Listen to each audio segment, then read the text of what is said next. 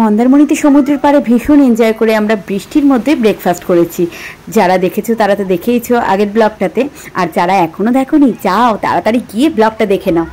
আর যেহেতু আমরা বৃষ্টিটাকে এনজয় করব বলেই মন্দারমণিতে আজকে রওনা দিয়েছি, তার উপরে পাওনা আজকেই আমার ছেলের বার্থডে, তাই এই সময়টাকে কিন্তু একটু মিস করা যাবে না, কারণ যদি বৃষ্টিটা আবার শেষ হয়ে যায় বা থেমে যায়। আর ছেলেরা কিন্তু ব্রেকফাস্ট করে এসেই সঙ্গে সঙ্গে পুলে নেমে গেছে, আমরা একটু পরে নেমেছিলাম।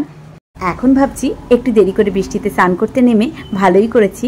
লাস্টের দিকে আমাদের এত ঠান্ডায় শরীর কিন্তু থরথর করে কাঁপছিল। মা, আমি, দাদা, বৌদি, আমাদের বাচ্চাগুলো আর আমার হাজব্যান্ড তো আছেই, আমরা কিন্তু সবাই মিলে ভীষণ আনন্দ করে সেই দিনকে সুইমিং পুলে স্নান করেছিলাম। কিন্তু আমার শাশুড়ি মাকে সমানে রাখছিলাম স্নান করতে আসার জন্য, কিন্তু মা বলছিল যে আজকে ভীষণ বৃষ্টি পড়ছে আর মার যেহেতু বাতের একটু প্রবলেম আছে, ব্যথা হয় পায়ে ভীষণ, তাই মা বলছিল এই বৃষ্টির জলে ভিজে ভিজে স্নান করবো না, বরং তোমরা আজকে করো, কালকে আমি করবো। পুলে ঝাপাঝাপির পর আমরা তো সবাই মিলে লাঞ্চ করতে বসে গেছি। লাঞ্চটা কিন্তু আগেই অর্ডার করে গেছিলাম যে রুমে সার্ভিস দেওয়ার জন্য, আর রেস্টুরেন্টে গিয়ে খেতে ইচ্ছে করছিল না। সবাই জানি সুইমিং পুলে ঝাপাঝাপি করার পরে একটু টায়ার্ড হয়ে থাকবে বাচ্চাগুলো, তাই রুমে খাবারটা পেলেই ভালো হয়। লাঞ্চে অনেক কিছু ছিল, তার মধ্যে আমার হাতের পায়েস বানানো, যেই পায়েসটা বানিয়ে নিয়েছিলাম সেটা তো ছেলেকে দিতেই হবে, তাই ওকে কিন্তু খাওয়া দাওয়ার পরে পায়েসটা বেড়ে দিচ্ছি। লাঞ্চে ছিল কিন্তু চিকেন ছিল, ফিশ ছিল, এগ ছিল, আলু পোস্ত, আলু ভাজা আর ডাল, আর আমার হাতের বানানো পায়েস সেটাও তো সবাই খেয়েছিলাম।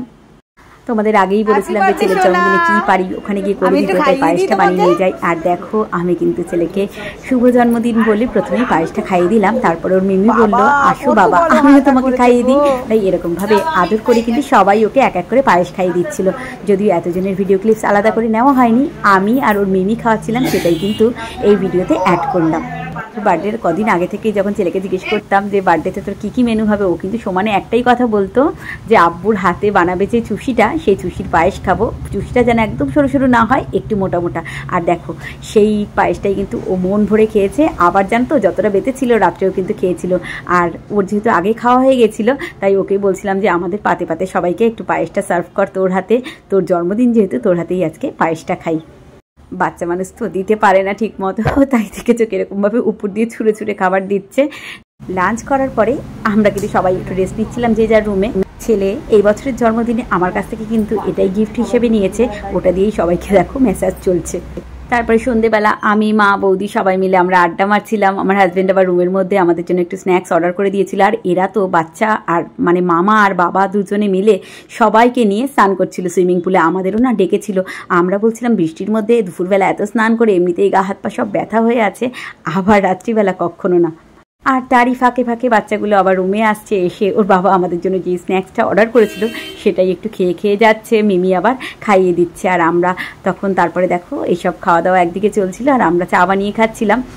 আমাদের এই মহিলা মহলের যেন সন্ধ্যাবেলা একটু চা না হলে চলেই না।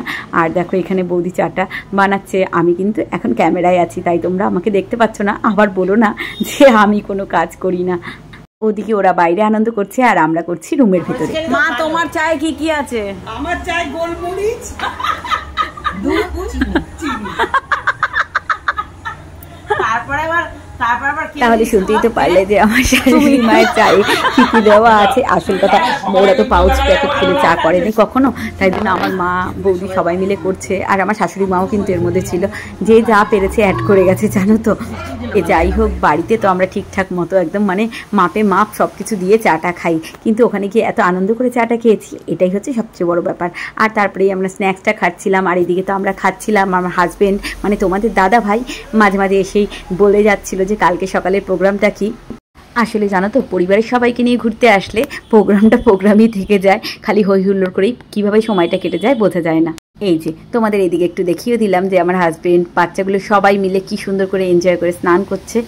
আজকের মতো ভিডিওটা তাহলে এই পর্যন্তই থাকলো। ভিডিওটা ভালো লাগলে একটা লাইক করো, পারলে শেয়ার করে দিও। আবার দেখা হচ্ছে পরের কোনো একটা ব্লগ।